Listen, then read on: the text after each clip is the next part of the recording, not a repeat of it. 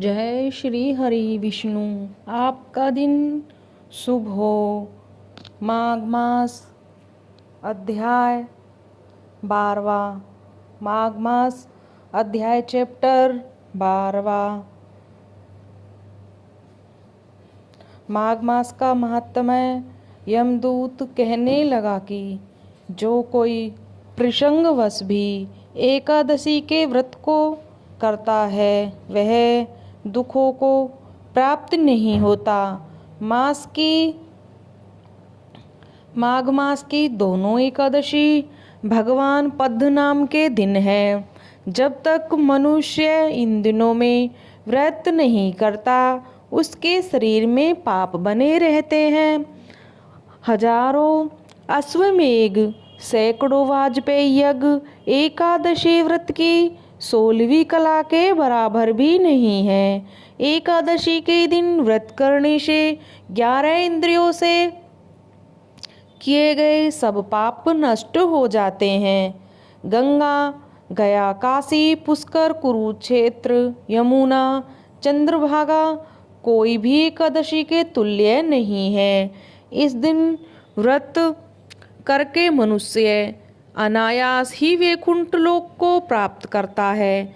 एकादशी को व्रत और रात्रि जागरण करने से माता पिता और स्त्री के कुल की 10-10 पीढ़ियां उद्धार कर पाती हैं। वह पीताम्बरधारी होकर भगवान के निकट रहते हैं। बाल, युवा और वृद्ध सब तथा पापी भी व्रत करने से नरक में नहीं जाते। यमदूत कहता है कि हे वैश्य, मैं सूक्ष्म में तुमसे नरक से बचने का धर्म कहता हूँ। मन, कर्म और वचन से प्राणी मात्र का द्रोह न करना, इंद्रियों को वश में रखना, दान देना, भगवान की सेवा करना, नियम पूर्वक वर्णाश्रम धर्म का पालन करना, किसी भी बुरे कर्मों में न पड़ना। इन कर्मों के करने से मनुष्य नरक से बचा रहता है।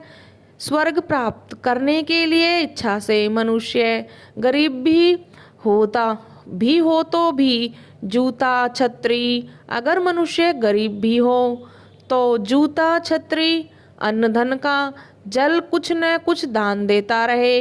दान देने वाला मनुष्य कभी भी यम की यातना को नहीं भोगता तथा दीर्घायु और धनी होता है। बहुत कहने से ही क्या, धर्म से ही मनुष्य की बुरी गति को प्राप्त होता है। मनुष्य सदैव धर्म के कार्यों से ही स्वर्ग को प्राप्त कर सकता है। इसलिए बाल्यावस्था से ही धर्म के कार्यों का अभ्यास करते रहना चाहिए। जय श्री हरि विष्णु। 12वां अध्याय चैप्टर समाप्त।